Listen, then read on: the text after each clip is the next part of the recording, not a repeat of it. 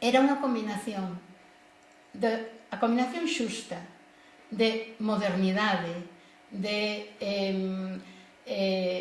bon ensino, de boas prácticas educativas, con educación. O que realmente aquí se facía e o que don Ricardo cuidaba é que aquí non só fose sabiduría elitista, sino que aquí se saía educado. Educado en saber cantar, saber bailar, saber respetar a opinión dos outros, en amor á natureza, en unha ensinanza completa, integrada.